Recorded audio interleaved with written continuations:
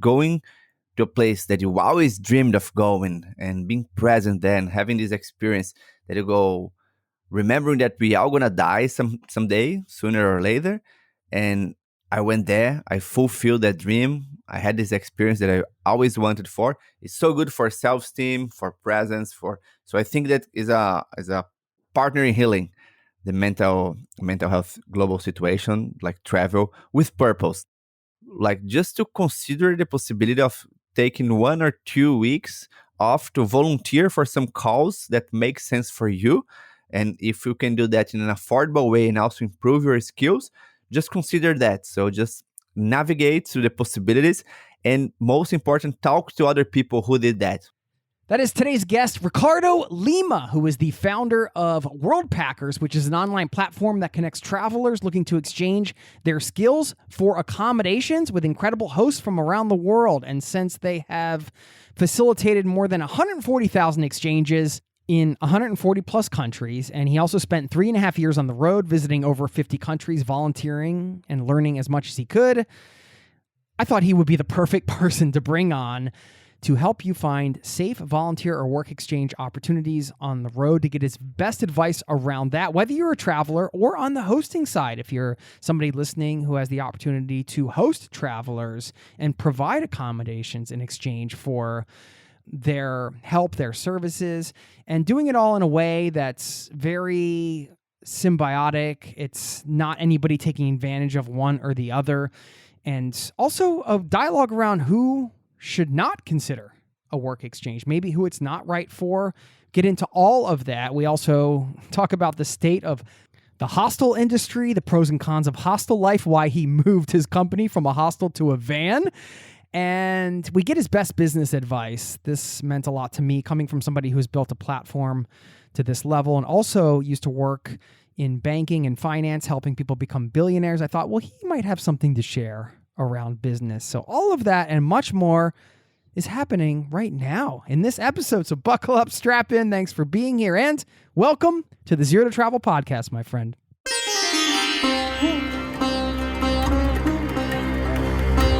You're listening to the Zero to Travel podcast, where we explore exciting travel-based work, lifestyle, and business opportunities, helping you to achieve your wildest travel dreams. And now your host, world wanderer and travel junkie, Jason Moore. Hey, what's up? It's Jason here with ZeroToTravel.com. Welcome to the show, my friend. Thanks for hanging out, letting me bring a little travel into your ears today. This is the show to help you travel the world on your terms to fill your life with as much travel as you desire, no matter what your situation or experience. I'm excited to bring you this one. It's always great to bring a true expert on and get their best advice around their expertise. In this case, work exchange on both sides, on the travel side, on the hosting side. And that's what they do over at worldpackers.com. Of course, you're going to hear about Ricardo's own transformative trip and plenty of other topics. I should mention at the end, he has a great call to action that I want to close out with, as well as a quote I want to leave you with to wrap this one up. So stick around for all that. In the meantime, please enjoy my conversation with Ricardo, and I will see you on the other side, my friend.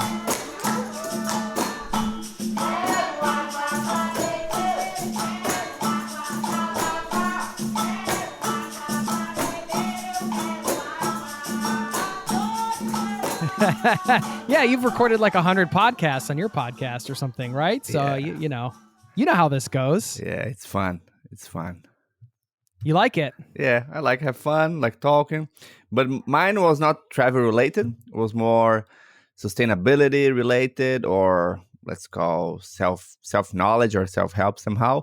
But I do love talking about travel. But I've been so much in the travel world that I was eager to try something different. What have you learned from the experience? I know your podcast is in Portuguese, so unless you speak Portuguese, well, I mean, you can promote it here, of course, but let people know about it. Yeah, I think the main learning for me was that how important it is to connect with people that I want to learn, and most important, that it has to make sense for me, not just doing that for the others or for getting something out of that. Obviously, you have to pay the bills and growth is good and it's important to be recognized, but more than everything to really enjoy doing that, because it's not about how many followers the person has. It's really about the quality of the content comes to the connection that comes from the self-interest of the people that are involved. I think that's the main learning. What's the name of the podcast? It's called Abrindo Caminhos. That means kind of opening path, something like that. Opening Path. Path opener, more like path opener. Oh, okay. Yeah, cool. Well, you're also the founder of Worldpackers. We're going to talk about that today. And I should formally say, Ricardo Lima, welcome to the Zero to Travel podcast, my friend. Good to have you here. Good to be here, brother. Thanks so much for inviting. It's my pleasure. I met my wife in Brazil, so I have a special connection with your homeland. Where about? Yeah, she's Norwegian though. So I met her at a hostel in Ipanema, a hostel called the Mango Tree, which we should go back to at some point. Do you know the Mango Tree hostel? Yeah, I know in it. Ipanema? Yeah, it's a good one. Yeah, it's fun. It's so close to the beach. Nice vibes. Kind of, it's a very nice, friendly, cozy. It's like a comfortable hostel in a nice region. So it's a great place to meet your wife, man. Yeah, I mean, it's so funny that you're talking about that because it's not very few people I can talk to that know the actual space.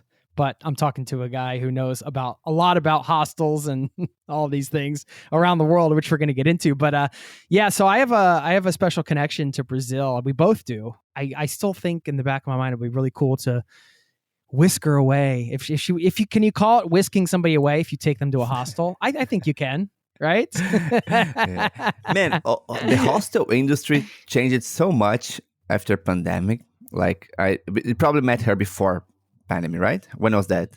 Oh yeah, this was in 2008. Yeah. So have you been in a hostel since COVID-19? That's a good question. Have I? Yes, I stayed in one in London. But it changed, man. I felt it changed. Like before, like the sharing dorms and like now it's good. It's coming back. It's coming back for sure. But it definitely brought more the vibes of I need my space there. Also, like the kitchen and the restaurants that used to be more shared. Now there are more restrictions. But I feel that it's changing somehow.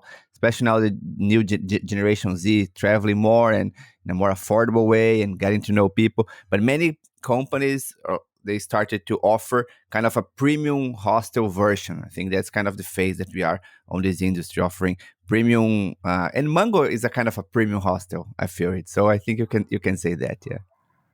Yeah. Yeah. Do you think that does less for facilitating connections among travelers, or it just changes it? I think the connections are being facilitated there.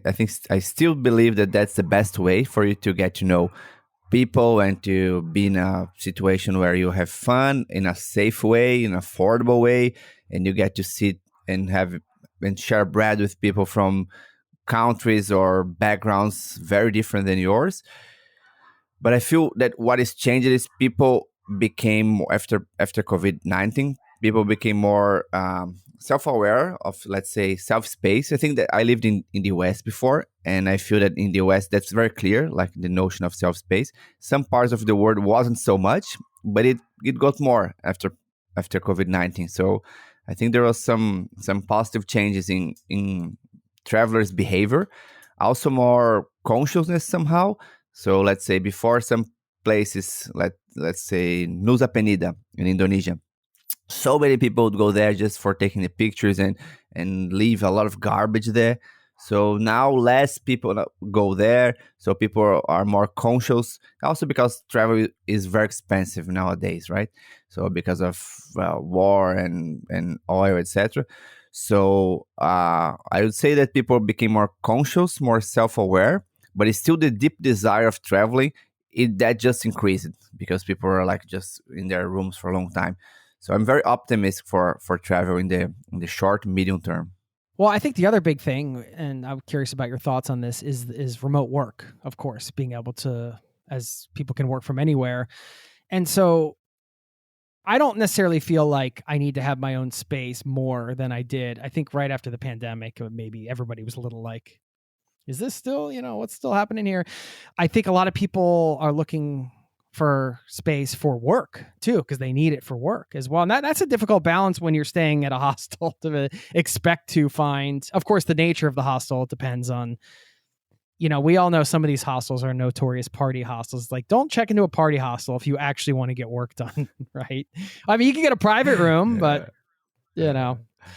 Temptation is big. Temptation is big to just go and party, man. When we started, that's related to Worldpackers' story because we started in a hostel in San Diego. And at some point, we moved to a van because the hostel was too much fun to working there.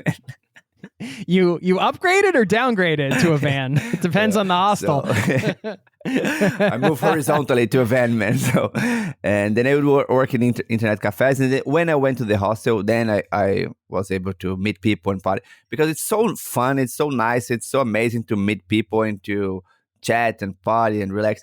But if you need to get work done, and we all need at some point, going to a cafe or being in a place. Some people can work in their own rooms, like their private rooms. I don't really like working in the same room that I am. I'm a digital nomad for like almost 10 years now, but I always prefer going somewhere and work so I don't mix the energy of where I sleep, where I relax with where I work. Sometimes if I'm working in the kitchen, so cooking changes for me. So I don't have so much fun cooking. I'm cooking thinking about work. So the physical locations of stuff are very important for me. Yeah. Cooking is relaxing, isn't it? I mean, it is great when you cook a meal in the shared kitchen at the hostel. You never know what the night's going to turn into when you get into that situation. It's one of the great pleasures, I think, of staying in the hostel. It's like staying in. It's nice to, of course, go out and have the local meal, but to plan the sort of the meal in the hostel. And even if you're there on your own and you're making your own, somehow things start to cross over. You start talking to people. I don't know. Magic happens. It can happen. True. That's true. Yeah, kitchen is the best place in the house for me, man. That's where to sit down and to get to know people and to cook together and share a meal. So, like we as humans, that's our history. That's where we came from, making fire and talking and cooking. That's us. That's us in a nutshell, right? What did you think about the hostels in the States? It's funny because I think, well, my first solo backpacking trip was in the late 90s, so I'm dating myself. But, the hostel thing, I knew it was a Europe thing. I'd heard about it from my friends, and I did it. I think not even realizing that there were hostels in my own country. And I've spent much more time in hostels out of the U.S., my home country, than I have in the U.S.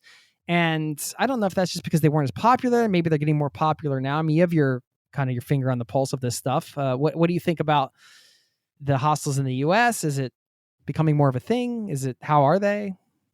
Because I haven't stayed in a ton of them. When you come back to the concept of hostel and how it started in a post-war in Europe, so a way for the people in different countries, there were very new countries at that time, especially after coming from some so huge event that was the war.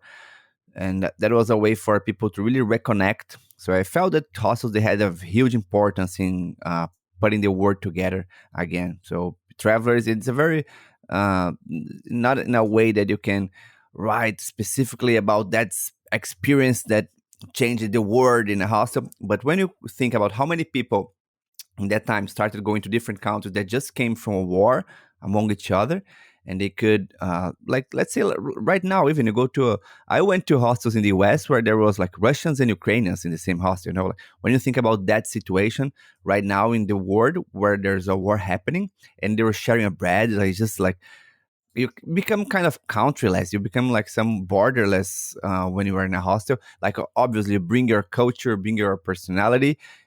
You bring your language, your origins, your country somehow, but you are there as a human being.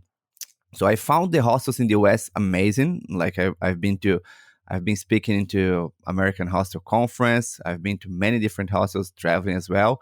I don't think they lose anything to European hostels right now. Like huge quality, great locations. The main thing about the hostel, I think, is the energy of the owner, the person who started, the founder. If they did it as a way, many hotels are like that, right? So let's make money. So there's a place here where I can grow a building here, and then people pay me, and I can maximize my profits. And usually the hostel owner is something obviously making money is good, but like I want to have fun, I want to meet people, I want to create this energy. So I noticed many people that open hostels in the US, they have traveled either to Europe or South America or Asia, or they travel to many places, and they I want to keep these vibes here, but I also want to be closer to my family, my culture. So they build amazing hostels. So we started in a hostel in San Diego about 10 years ago, and every time I go back to US, I love staying in different hostels. Usually when I travel right now, I have a family, I have a kid now. I like mixing, so I go to a hostel, then go to an Airbnb, then go to a hotel. So I try to mix, but every time I do that, my best memories are in the hostels and the people that I meet there, and the sharing a meal and the cooking together. It's just so much fun. It is. Well, now that how old's your kid? 1.5, the baby. How's it going? You getting some sleep? Now I'm getting back to sleep again, but it was very intense, like very intense. Still is, but it's amazing. It's so much love, so much learning, so much work, so much commitment, but also a lot of humility into learning from this being that just comes for have fun, for just there's all the needs of this being we have to provide. So sometimes I'm worried about things on work or on personal stuff, but I can just stop everything and be present and feeding her. So it's just a beautiful experience of remembering us what a human is, right? Being human is, because sometimes we become like machines, right? Like working and accomplishment and have to do this and that, and then to-do list and checklist and cell phone and calling and wow. And then the baby just wants some attention, some eyes in the eyes, just playing like a fool. So that's a part of us that we it's easy to forget in the current society.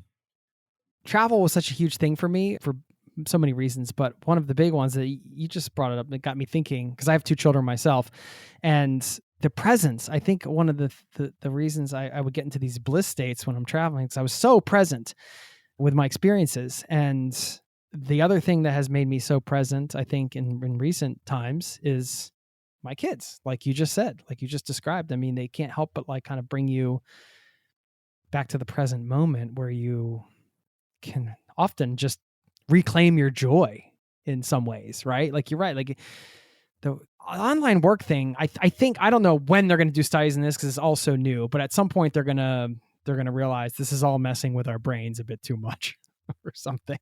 I don't know. We're seeing like the mental health in the whole world. It's in probably the worst condition ever. And when you think in material terms, we're in one of the best conditions in history, right? So we do have a lot of stuff.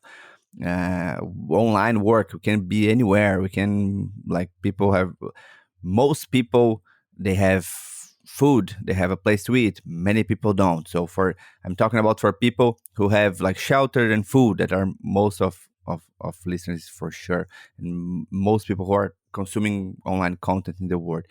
But it's still the mental health conditions of these people are in a very it's very concerning what's happening in terms of anxiety, depression, burnout, because we got so much into the screens, we got so much into this world of having to do stuff and disconnected from what we truly want, what we truly feel.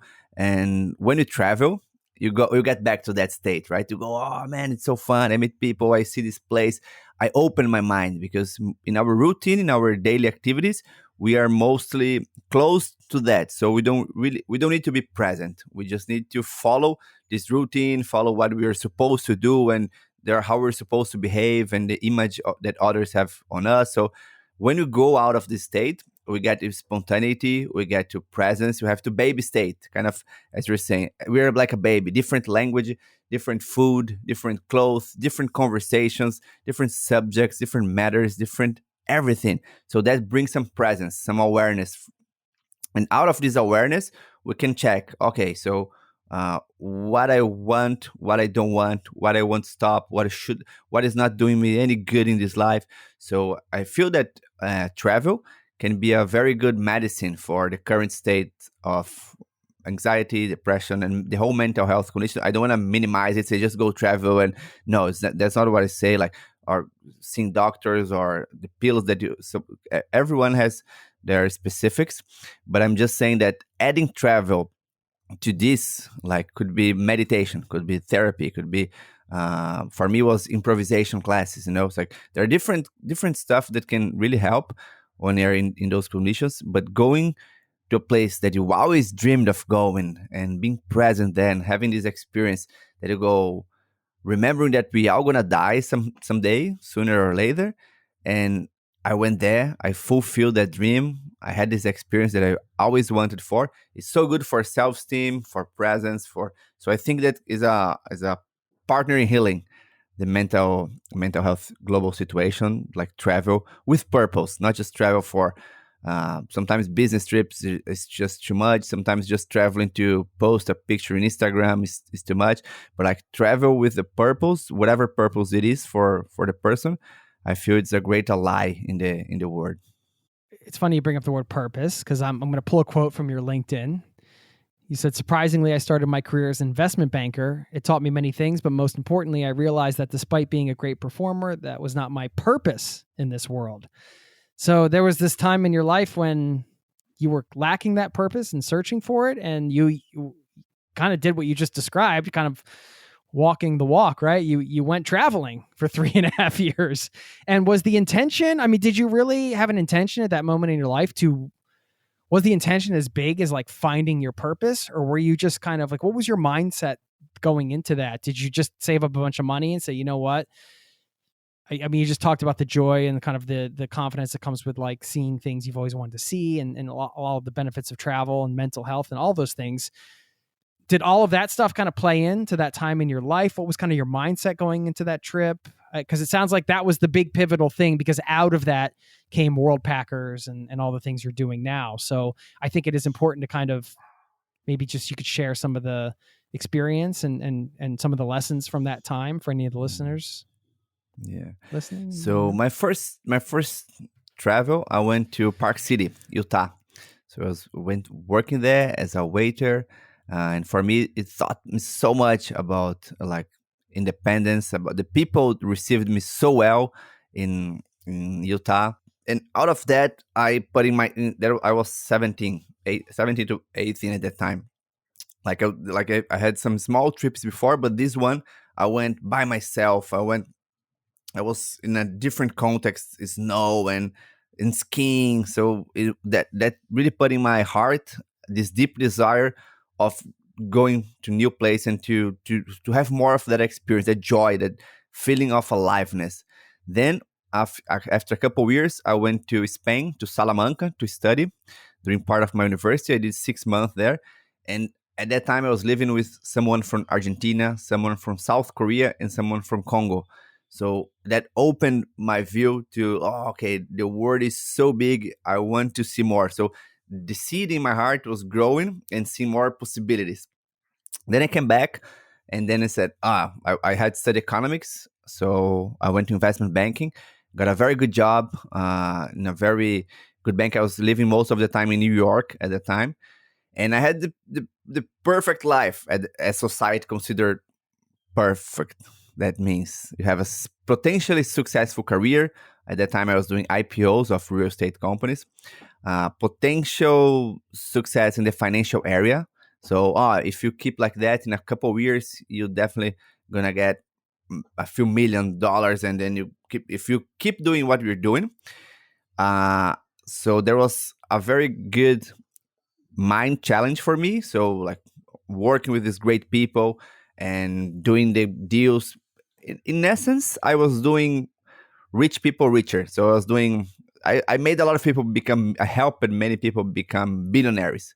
So they did IPO of their companies. So suddenly they are billionaires. So I was using my time operating spreadsheets and presentations that eventually were making these people billionaires. So it's a lot of pressure, a lot of money, a lot of success, as society says success is. But deep there, I wasn't happy. So I said, okay, I have this status in society.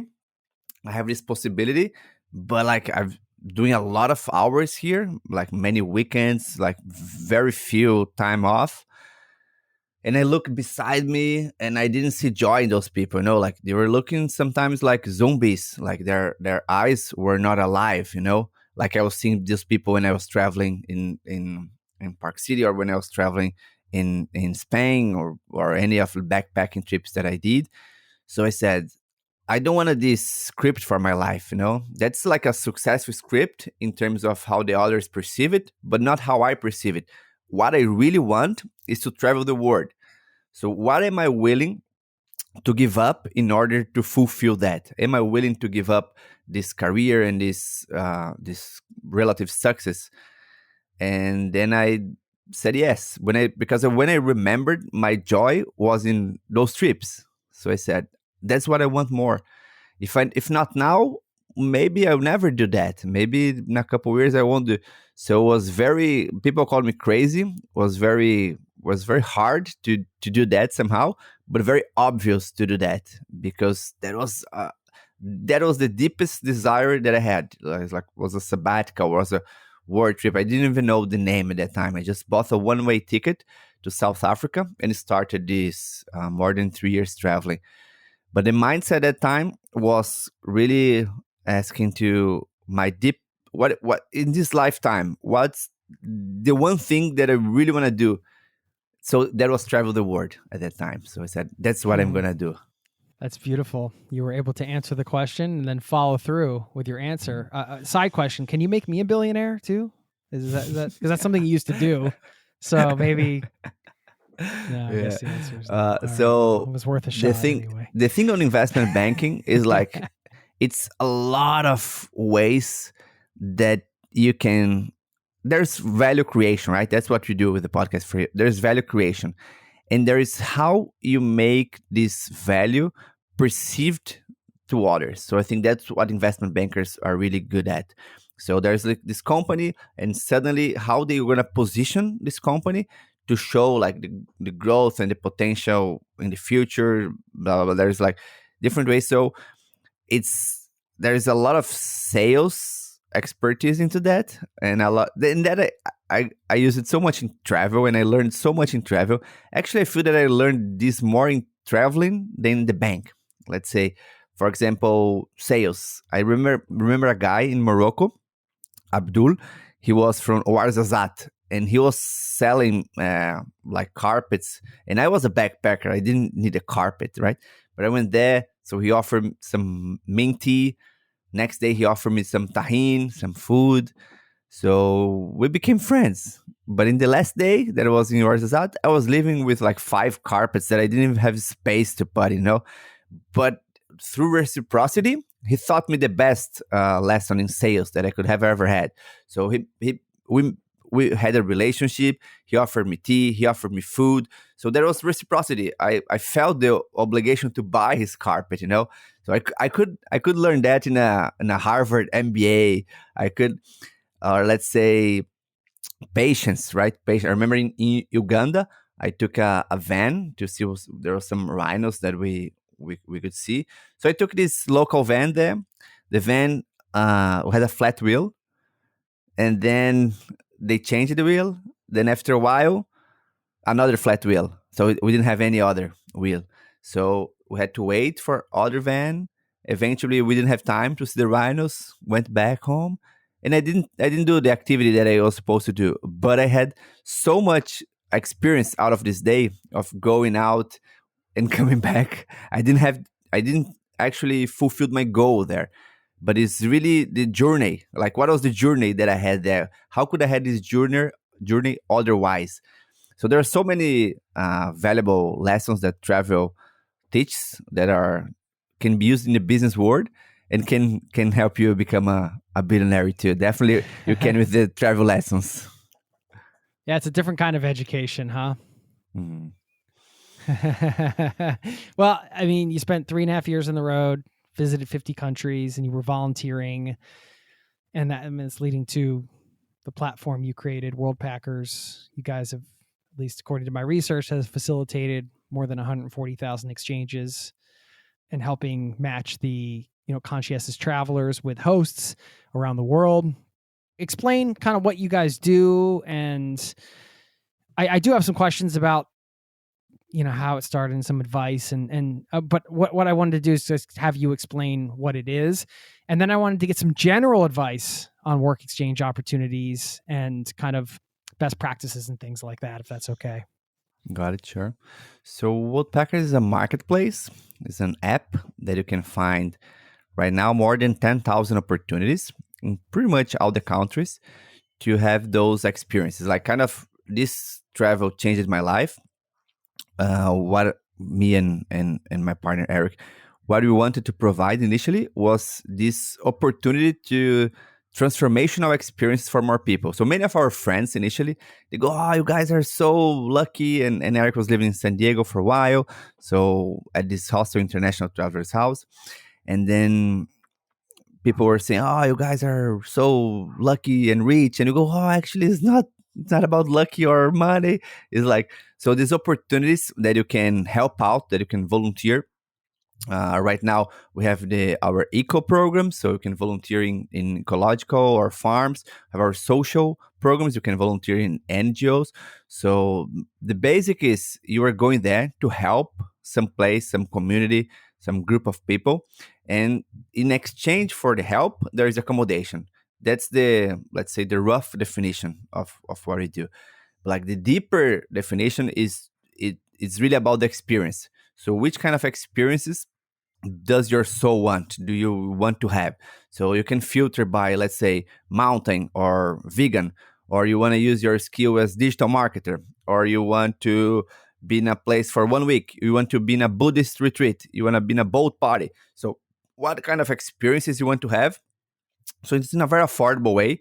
It will cost it goes from like 50 to $300 on a yearly subscription base. Depends of if you want just the basics or if you want some more.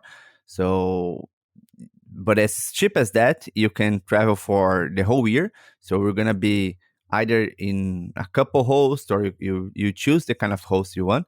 Currently, more than 10,000 experiences that you can filter according to your profile. You see those that make sense for you. Let's say if you need to speak German to be in that place and you don't speak German, you won't see that opportunity.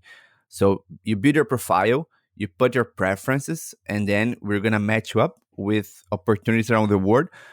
And there is much more. People say, I don't have any skill, or I don't want to use this skill specific. So it's much more about the attitude that you go there. It's much more about what you're willing to offer and collaborate. So mainly it's a collaborative community. That's how we define ourselves. So it's a movement, but it's a community.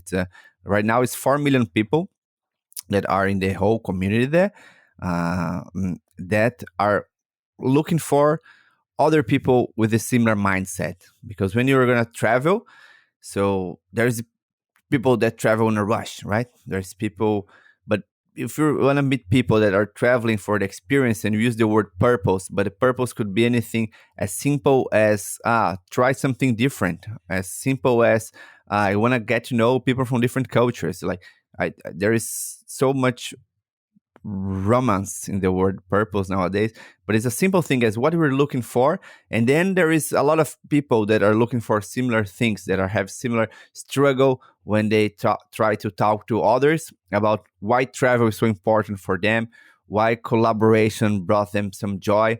So it's really about the people that you connect there. But in essence, you access the app or you access the website, build your profile, and then you just need to pay once you decide where you're going to. And then you have the whole year to have those different experiences applied to the host, and then you engage in an approval process there, and then just go. It could be as close as very near your home or around the world. It's impressive to hear how large you've grown this, given that you're facilitating these experiences, and the idea of, well, let's match travelers with people that want to host, that's the idea, but then actually coming up with systems and processes and technology to make that happen and hey, make it happen in a safe way. I'm sure it took a lot of work and you've learned a lot along the way. I want to get into some of those sort of best lessons on like a little side business conversation, but let's start with like the travel aspect here.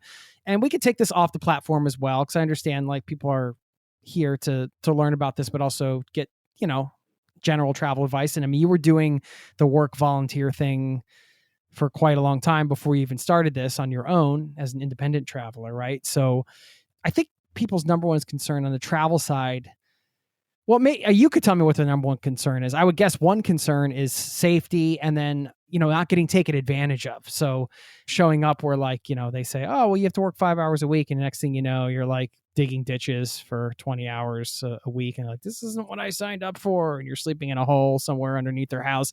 I'm sure these things happen. I'm not saying they happen on your platform, whatever. I mean, you've heard stories from people, but I would guess they're few and far between. But if you're a traveler in that situation, how do you handle it? Like, yeah, just give us like your advice here on the whole work exchange for accommodations thing.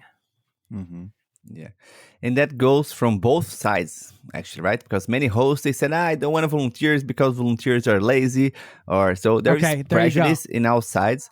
When we look back into, let's say, go back to society again, for thousands of years, we used to travel, and then you go to a friend's house, you sleep in their house, you wash the dishes, you help cleaning. Like we always did that somehow in a very informal way. I think what we're facilitating, we're facilitating a way to do that in a constant basis. Let's say as a lifestyle, or for someone who is in college and they wanna, like, let's say, take a gap year, or before or after or during. I want to be a content writer, perhaps. So they can learn. We have online courses too. They can learn how to be a content writer. They can volunteer for NGO writing content. And then after that, they are way easier to get a job, for example. But the number one concern that we have to look the whole time is aligning expectations. Because as you said, it's like 4 hours. Where are you going to sleep? So actual and current and real information about the host. So where you're sleeping, what are they involved in terms of food, in terms of what you're going to be helping with. So this needs to be very clear. So we have to guarantee that this is happening. And for both sides, so on the travel profile, with languages that we speak, so the skills that you have, like, are beginner or intermediate. So it really is about the specifics of what you have to offer and what is being offered for you. So our job as a platform is to align those expectations. So it needs to be accurate and real from both sides. So if the concern is not regarding people taking advantage of me, or regarding the hours, or regarding whatever, it needs to be accurate there. So that's our main function, to guarantee that that's accurate. Okay. Who do you think should not consider a work exchange situation? If you think about travel as a way, I go to fancy hotels and like 5-star hotels, and you really see travel as a way of enjoying the comforts of, let's say, a really nice bed, or people serving me every time. So that's the concept of travel that many people have. So I go in like high season. I go in, it's very expensive. I want to be treated in a very special way. So that's the only way I see travel. If that's the only way you see travel, that's not for you, because it's really a collaborative thing. If that's one of the ways you see travel, but also you see ways of traveling, collaborating, or if you travel in a more, let's call, alternative way, or putting your hands on helping to grow trees. So if you want to have different experiences, that's for you. If you are more on the mindset of, I don't want to have different experiences, I know this is what my expectation. Because in this kind of experiences, if you are too attached to the expectations you had, so you might get disappointed. So you need to be open and to new experiences every time, in a safe way, in a way that protects you and the environment and the community, but open to different experiences. So you go, but you can minimize that through the online profile of you and of the host.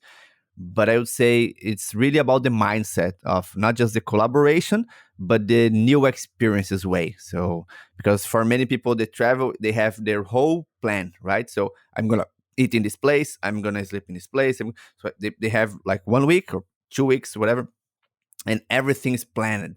So I think this kind of experience is good if you are with a more open mind. Okay, there, I know what I'm gonna do, I know where I'm gonna sleep, but I'm leaving some free time to the unknown. Let's say like that. Mm.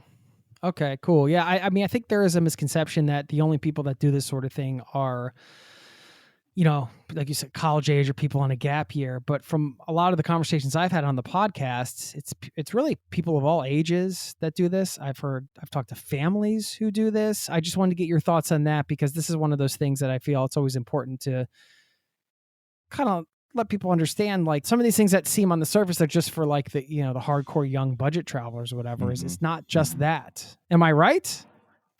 Yeah, totally, man. There's this concept. The idea initially was when we started and we were talking to people, people say, why would someone do that? Like, why would someone in their vacation helping out someplace? Why? So initially there was this idea that there is for broken people, people without money. That wasn't like 10 years ago. I think that was the conception. I think pandemic helped change this view. So it's really about the experience. We keep repeating that it's all about the experience. We see ourselves as an educational platform. Democratizing transformational experiences is our goal. So we keep repeating that for like almost a decade now.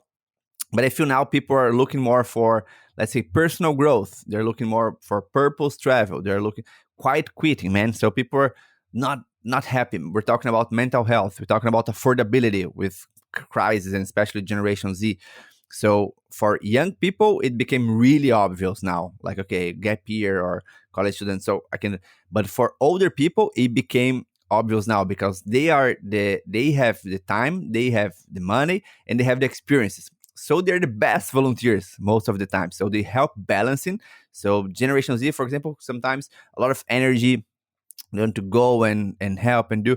But the maturity of older people, let's say millennials, or we have people all the way to 70, currently 79 years old, and we have a lot of people that are above 70, above 60, above 50, 30, 40. So most are, I would say, between 24 and 35, but there is a lot of, and getting more traction in people with more experience, maturity, and the hosts love it because they are very serious, they are very committed, and they are very open to have this experience. So initially they had like a an issue in their career, so they want to try something different. They had a relationship that didn't work out, so they want to take some time off. So people are using these experiences in life experience that happens a lot to, I want to something new. So what is new and what is deep? So I don't want to go and be by myself. I want to be with different people than I'm used to, but in an environment that is cozy, that helps me out, so that I can open up to the experience and I can develop myself. I can learn new skills. I can improve my views in a safe way. So this niche, I would say, it grew a lot. It has been growing like in the last years, but after pandemic, the amount of people that are willing to offer that and to receive that, it just grew a lot. Yeah. One of the big benefits of a work exchange, I would think, is you're connecting with a local, the cultural immersion and the exchange aspect. What does cultural immersion mean to you? And maybe you could share a story or two from your personal travels that illustrates how this type of travel, work exchange, creates opportunities for cultural exchange or meaningful cultural immersion. I remember on my travels when the concept came to me initially through the kibbutz in Israel. They have the kibbutz that are these communal societies in Israel that people live, kind of the ashrams in India, where people live through objective in common. That could be grow food together and live in this commune here, this society here, where we help each other. Everyone has their hours of help for the community. Then I was in France and I met she was a Scottish girl. She wanted to improve her French. So she was helping out in this camping there. It was auberge in French. So she was helping out there. and she was having the best time of her life because she was improving her French, she was getting new friends and talking to people and having fun and enjoy. So this when the concept starting to, oh, that's is there the question is there a big market for that? So is there a lot of people who actually thinks like that, who actually wants to do that? And I'll give you an example that we've been doing recently. We are doing beach cleanups. So we get together volunteers to clean the coast, the shores, the ocean. So 2 weeks ago, we organized one. There was 150 people. So we removed about 7 kilos of garbage in like hour and a half. And total last year, we did the last 12 months, we did 84 beach cleanups with the volunteers, Worldpackers volunteers, and we removed almost 2 tons of garbage from the streets. And the people in the beach cleanup, man, it's so fun because where do you get to meet nice people today? You could go to a party, you could go to yoga, you could talk to a stranger in the street, but it's weird, right? But if you are in a situation where you are all working towards something bigger than ourselves, and the people who committed going there, let's say in a Saturday morning, to help out cleaning the coast, so you really meet amazing people and friendships and bond for a long time. Because I think the main issue in society today is loneliness. So we all are very alone, and in our screens, even with our friends and family, many times we're alone. And I remember one day I was in a bus in Cambodia, in Southeast Asia, and I was not very well that day. And there was a person from Finland beside me, and I started talking to her, and there was like a almost 4 hours trip. There was in near 4,000 islands, and I opened my heart to her in a way that I didn't open to many of my friends and family. And I cried and I talked, and I never saw her again. But was such a connection of people who are. She was also far from home, like she was. We both were in the other side of the world, in and living those amazing experiences. But when we came back home, or we talked to people home, they didn't quite get those experiences. It didn't really resonate on them. Maybe because that's why one of the reasons that they didn't live in the first place, and they were not so interested in those experiences. And for us, it was so life changing experiences, and we want to share that with everyone. There's this technique or this tool or this mindset or this habit that really can change the world, but people are not interested into that. So some people are, and some people who are on the road, some people who are living those experiences. So the connection of people, and then the bonds that forms in situations like that. So the opportunity for you to let the other transform you and you transform the other, for me, is the most beautiful aspect of change, because at the end of the day, what we are offering is transformation. And what means transformation? We don't want to transform somehow. We want to keep the way we are. We know that there are things of ourselves that we like and things of ourselves that we don't like, but we want to keep that. It's hard. Change is hard, man. Change is hard. But when you're changing in a so friendly and fun environment, I think it's easier, because we all have aspects that us that we know that need to be changed, and we can do that in different ways. But I think volunteering is a way to transform in our core, and remember who we are and why we are here. Those were great stories. So thank you so much for sharing all that. I mean, I imagine that connection on the bus was, yeah, that's always the trick, right? When you come home, how do you? It's always difficult to describe those experiences.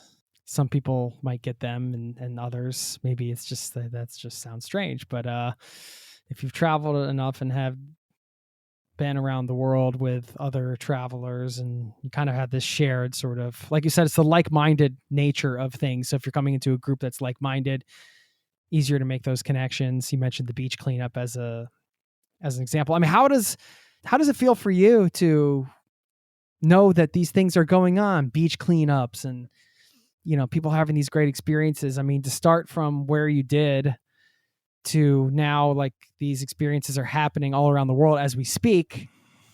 How do you feel, man?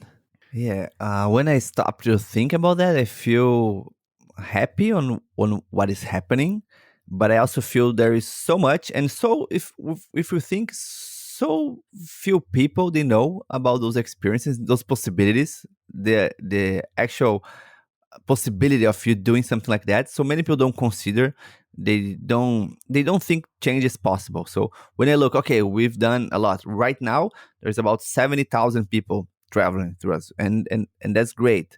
But when I think about how many people are not, and they are in a way that they're not happy with their lives, they're not in a place where they want to be, they are not with people where they want to be, they are not doing the work that they would like to do.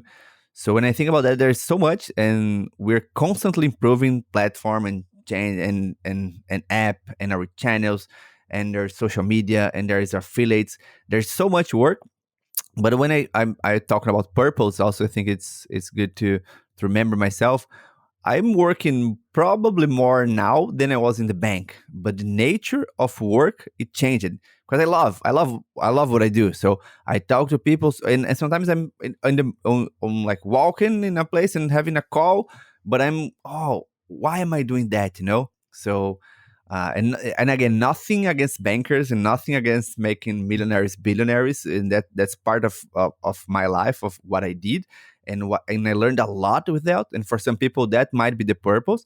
But for some people who are in a place, okay, I'd like something to be different. I don't quite know what.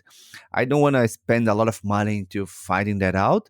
I want to do that in a safe way, and I don't have a lot of time. Maybe 1 week, 2 weeks to have this experience. So what it's always in my mind, man, is like, okay, so how can I help these people see that there's other possibilities? That you don't need to do what you don't want to do forever and be with those what you don't want to be, and you don't need to keep this projection of, okay, when I'm in the future I will be happy, when I retire, or when I find this person, or when that future, man. And pandemic brought us that, is there, what's the reality of this future? And I'm not saying to, okay, you have to abandon everything and go on a journey. No, like I did that. There's 3 years traveling. That's not what I'm saying. But like, just to consider the possibility of taking 1 or 2 weeks off to volunteer for some cause that makes sense for you. And if you can do that in an affordable way and also improve your skills, just consider that. So just navigate through the possibilities, and most important, talk to other people who did that. So we have a feature in the app or in the website that you can talk. You don't need to be a member. It's all for free, that you can talk to people who actually had the experience there. So you can ask the reality of the experience. So what is real there? So I think we are, at the end of the day, we're all looking for what's real, what's reality. So what's real, because especially in the internet, in the world where everyone is trying to sell stuff to everyone, so it's really too hard to find what's real. So the best way that I see is talking to other people that had this kind of experiences that you were thinking that can help you, that can improve your life, that can make you happier, that can teach you stuff. So I would say that talking to people who had the experiences is always the best way. I can hear a lot of the passion and the things that you love. I'm curious, not to bring it down, but I'm going to ask you, what is your least favorite part about running this business? Mm. Yeah, it's still a business, man. So when I think about when I quit the bank and I'm traveling the world, I thought that time that I would be traveling forever, man. It's like my idea. I'm gonna be traveling forever, and 3.5 years is almost forever, man. But eventually, I got tired of like, moving on and packing up, and I wanted some more roots. So then when I started, okay, and then there was a lot of work energy to start, and it's kind of, when you're starting it's so fun and exciting and new possibilities. And then within time, you become more like a manager, you become more like there is this tough decisions. And then for some time I was not enjoying that. So I was like, oh, it was so much happier when I was just traveling and there was no The concerns and responsibility. no responsibility, man. Kind of the Peter Pan idea of I will be traveler. And then I started to really value responsibility and the power of it. And as an adult, you know what I mean? Because having no responsibility, it's a childish mindset. And I think that's a big problem of big problem of the world is that many people in power, they have this child mindset of I don't want to worry. And there's some really concerning things in the world happen that we need to discuss, and we don't have the answers. We need to be open. And I think travel taught a lot. And I think I learned so much into banking, traveling, entrepreneurship, that for me, like doing the work that I do is fulfilling for me. Sometimes I take some time off and I go, I go and do some work. So I miss also not having some specific project in case that I'm always worried. So this total freedom that I experienced traveling, I miss it. But in other hand, I really value the power of responsibility that I have now. But the hard part, I would say, the hardest part for me ever was having to fire a good friend. So there was someone who started and then things were working well, but at the same time, at some point, they were not anymore. And someone that I valued a lot, that was a very good friend, and having to do that hurt me a lot. So I think the hardest part for me is that, because since we see ourselves as a movement, as a community, so the people are part of that, but sometimes it's not at the right time for that relationship to work in that way. So that's always tough for me. Yeah, that's the unfun part of business, right? I'm hearing the responsibility thing. I feel like if you have the opportunity to travel responsibility free, it is a wonderful gift, and seize that opportunity by all means. But then you also painted the picture on the other end of the spectrum. For me, that was definitely one of the things that I nailed down later when I had all these ideas and I never really kind of got them launched until later on. I realized it was because I didn't truly want to have responsibility. I wanted to travel and be free. And then once I kind of like what you said, like I had to reframe it. You know what I mean? Once I kind of got past that and realized that now, I mean, same as you, I get to show up and I'm like, I get to talk to, it's not like, oh, I have to go work today. I'm like, I get to talk to Ricardo Lima today, a guy who's traveled the world and is running this great community. Like, this is awesome. So it's a definitely a blessing to have that in your workday, but in your story, I mean, you had to give up, like you said, what society would perceive as, making it in a way, and a lot of financial opportunity to pursue something, and a lot of hard work and overtime. And like I said, you're still working a lot and everything, but it's working out for you. But you had to make the leap in the beginning. And I think that's always an inspiring story to hear and to share. I wanted to get some business advice because you worked in finance and at a very large scale. And now you've taken this idea and brought it to reality and worked on it for so many years. And, like you said, you've learned a ton. And I wanted to get some of the best lessons that you've learned building this company. And maybe this is just kind of the world I'm coming from, kind of the digital nomad, sort of like most people I would say nowadays, especially online, they're starting as like sort of the solopreneur kind of mentality, right? It's like, I'm going to start this thing. I'm just going to like do an MVP, a minimum viable product on this, and I'm going to test it and see how it works. If you're, that's always a good way to go, before you invest too much money. But either way, it's like sort of one person, maybe you have a little help. Maybe you have like a buddy you met that you're doing it with, like you guys did, and you're kind of like starting this thing. But then you have to go from that to, again, this is very difficult because every business journey is unique. But you have to go from that to like actually scaling it to a way where you can make a bigger impact, have a bigger customer base, have more clients, whatever the case is for you. How did that look for you? Maybe you could share some general lessons you learned that would be applicable to different styles of business. They just kind of like, if somebody wants to build something bigger than themselves, right now they're doing it, or one day, what's your best advice for that, I guess is what I'm getting at. So a couple of them, I would say first, meaning.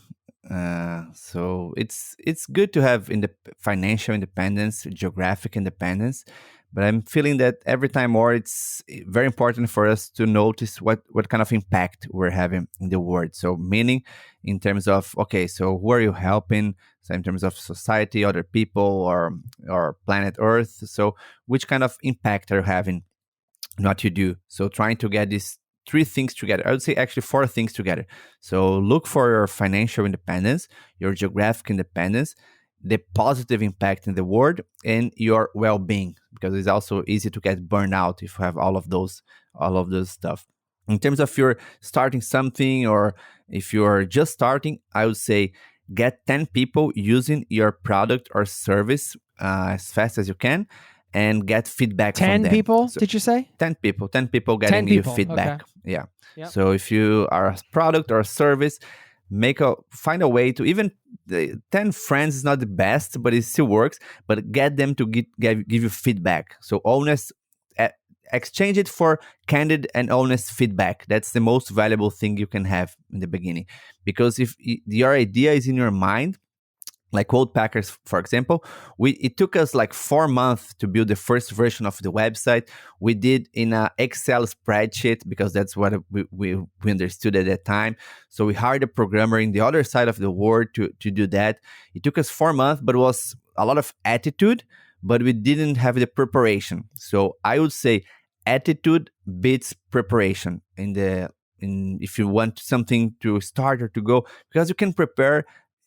You can always be prepared. I can always be more prepared, but like the attitude to start and to launch and to get feedback and to get the no's. And then our website crushed, and then we went for and found our third co-founder, and he just joined us because we were growing at that time, and we were just growing because we launched it before, we failed before. So the more attitude you have towards doing traction, and traction by traction, I mean doing the maximum with minimum. So many people come to me and say, I love to do it, but I don't have money or I don't have technology. So I need investor and I need a CTO. And we didn't have investors, we didn't have a CTO in the first place. So attitude, what we had, our first thing was like a Facebook page. At the time was Facebook, and crap YouTube video that we made, like explaining what volunteering means. And I was asking people, please, can you like our face? Today we have like millions of followers in TikTok and Instagram, but in the beginning, like I was asking. I remember the like number 1,000. I was in a party asking people to like, So attitude, go and then do whatever you can do. But that's what I said. The first is meaning. So remember of why you're doing that, then go all in with that. So that means hard work. That means was a lot, but remember why you were doing that. If you're beginning, this feedback from people are so valuable because you build on top of this feedback. And I think one of the most important one, if you're more than one person, is to have skills that sum up to your skills, so you don't get people that exact like you. So that means diversity, Complementary in skill everything. sets. Yeah, complementary skill sets. That very well said. In a way that the purpose or the goal or the meaning is one, but the skills are complementary. So they don't repeat; they sum up. And also discuss a lot in the beginning the relationship with your partner. So like, what if that happens? What if that happens? So don't be afraid to have the tough discussions and the conflicts early on, because the sooner they happen, the best for you, because otherwise they will happen when things are bigger, and then it's a problem. So having these tough discussions, and then if you're growing and if you're willing to grow, really look for processes of management, or it could be the OKRs, could be, but otherwise it will be too loose. So don't micromanage it, but also don't let it too loose. So there's this risk of both. So find a way of process that you can scale what you're doing, and you can keep innovation happening. You don't burn out yourself while doing that, and ask for help, mentors, books, webinars, but don't, again, attitude beats preparation, because if you're just preparing yourself, but don't never stop learning. There is always this possibility of you learn more, but attitude is what you need the most. So focus, prioritization, what you have to do, was the most important thing to do now. Go for it, and keep some time for your mental sanity too. So either a hobby or a sport or meditation or traveling, eating health. It's a lot to do all of those stuff. I couldn't do. So in the beginning, I was working. I didn't sleep. I didn't have proper food. So I would say, as a mistake, as a learning, if I could go back in time, I would do that, and I would focus in the smallest niche possible. So sometimes people want to do like the new Facebook. No, focus. I think now the trend is towards what's the smallest niche that you can solve a problem, and then you can scale out of that. And I believe sustainability is a big niche happening right now, and everything digital nomad related is something that will be growing as well.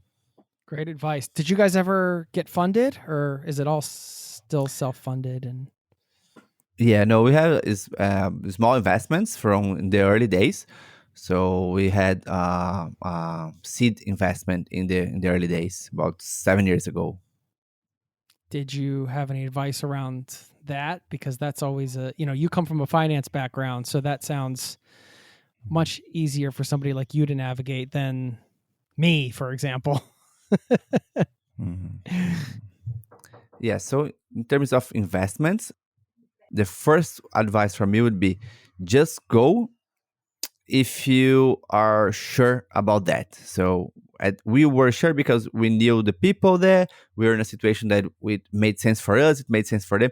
If you are desperate in need of money, it probably will not be a good deal, man, because you have to discuss a lot in terms of contract, but you need to have someone in the other side of the table that you like to be with, that will be helpful to you, same as the partner, like the complementary skill set, but the meaning, the purpose must be the same. So it's hard to find. So that's why I think now there's more investors with this idea of really helping and building something that makes sense to the world. So if you want that, that means that you want to scale more, you want to be bigger, and not necessarily that's a good thing. So you have to question yourself a lot. Do I really want that? Because it's easy to get the money, get the technology. So, but usually it's not the problem. I would look for into I would start thinking about profitability, especially in the current markets. The next 12 to 24 months, I think will be really hard for investments. So I would focus in try to be profitable and try to spend as less as you can because times you are tough and will be tougher. Uh, but if you really need it, you need three things mostly. So traction, so doing the maximum with minimum and showing growth. Size of the market, showing that your market is big enough for investment. And who are you? So why are you solving this problem? Why are you the right person for solving these problems? And don't worry too much about valuation or like how much, because especially now with the markets that it changed so much.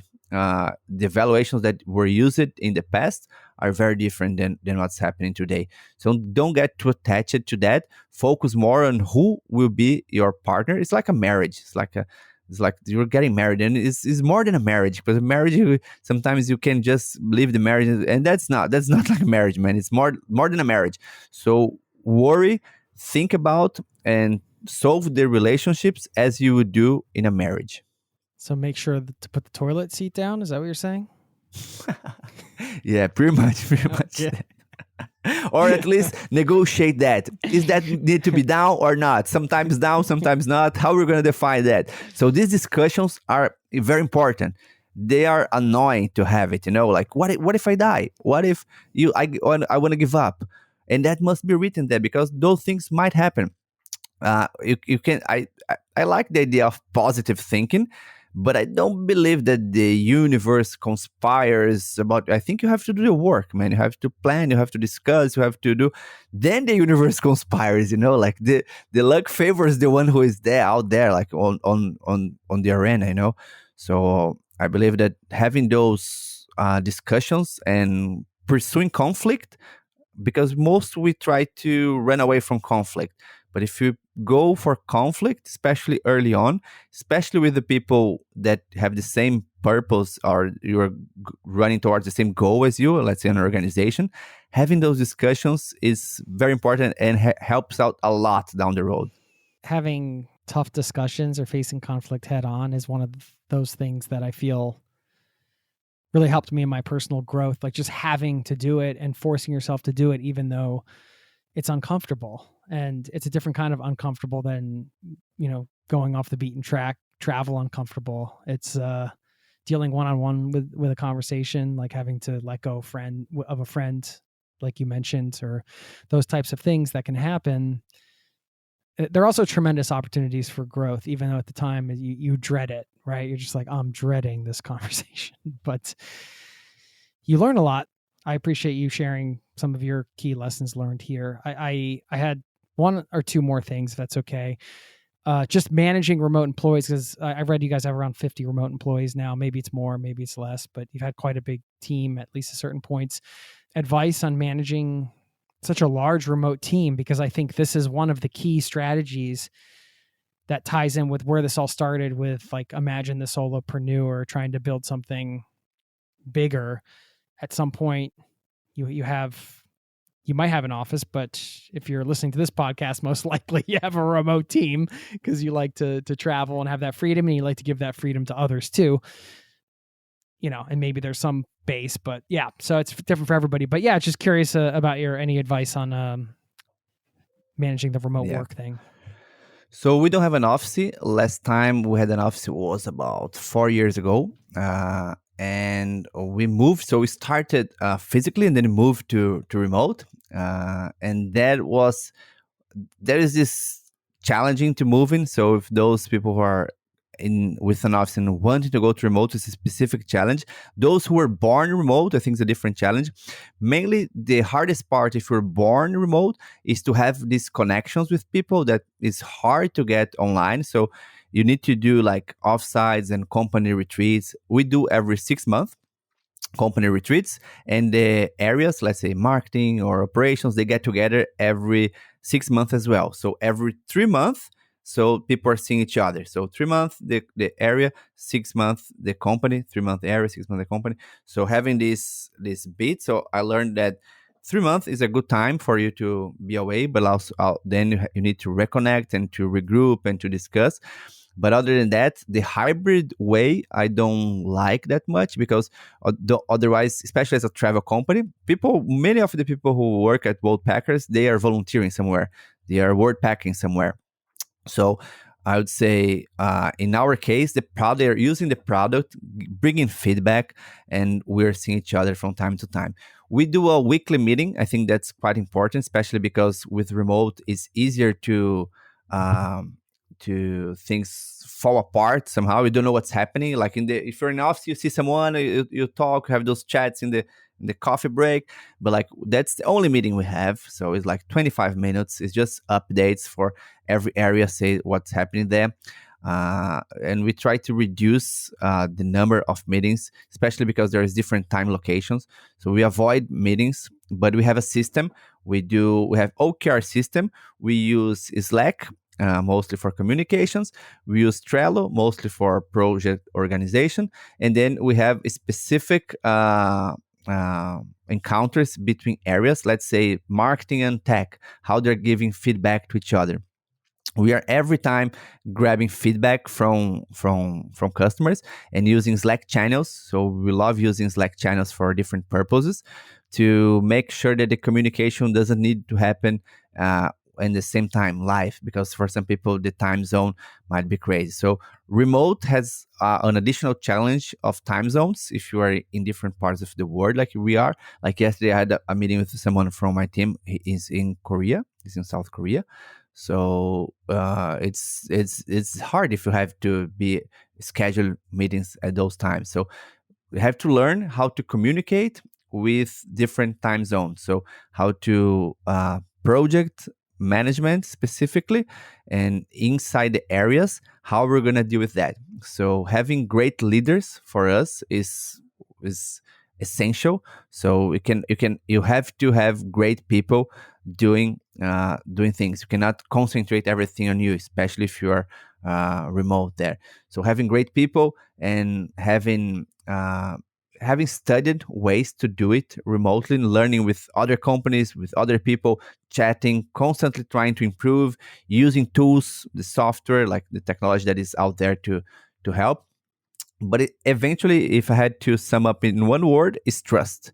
You have to have trust in people. So it's way harder to micromanage if you are remote. So trust is the base. And how do you build trust? So initially for me, it's like you have to be people with the meaning or the purpose that is aligned to yours, but at that same time complementary. So ethic people with integrity that are really willing to do it, because not just for their sake, but for the sake of the whole community. So I think these are some of our secret sauce. Cool. Thanks for sharing all that. One semi-selfish question, although I know some listeners might be in the same boat. Have you seen people utilize Worldpackers as a family or with children? Is that something that's possible? Yeah, there are, especially in ecological projects.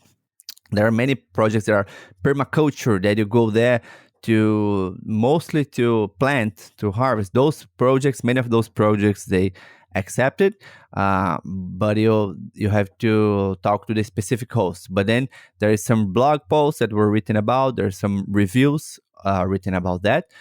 We have a couple plans as well, so you can either get the plan individual or the couple plans or friends plans. So two people traveling together. Some places they don't allow people below 18, so it depends of where you are going, the country and the project, etc. But many do. So it's just literally checking, doing the filters, and then finding out. But there is every time more positions for couples, families, or older people. Cool. Thanks. Worldpackers.com. Of course, we'll link up to it all in the show notes. Any final words on whatever you want to share here, man?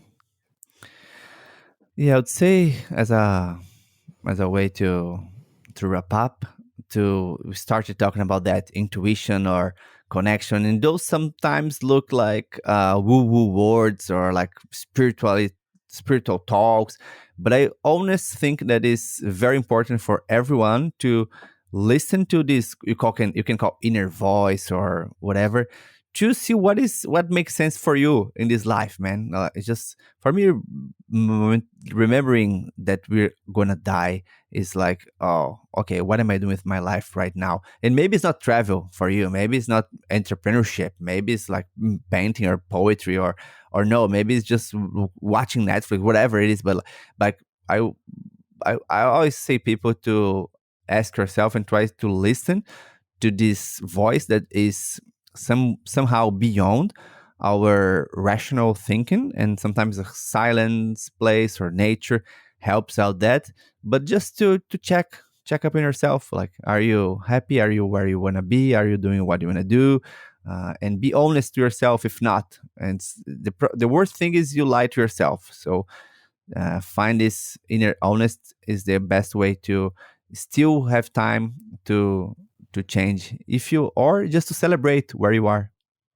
Yeah, that's beautiful, man. I love it. I'm gonna take that advice and spend a little time with that tomorrow morning and just kind of check in. I think that's a great way to end this, and great kind of approach to just life, just taking some moments to do that. I really appreciate you sharing that and everything else you did today, man. Thank you so much. Of course, worldpackers.com. I'm really excited to be connected with you, Ricardo, and I hope we can stay in touch and find a way to meet up and do this again in person sometime. Awesome. In person is always better, man. Remote is good. In person is better, man. Thanks so much for having me here. Thanks. Take care. Thank you. Bye-bye.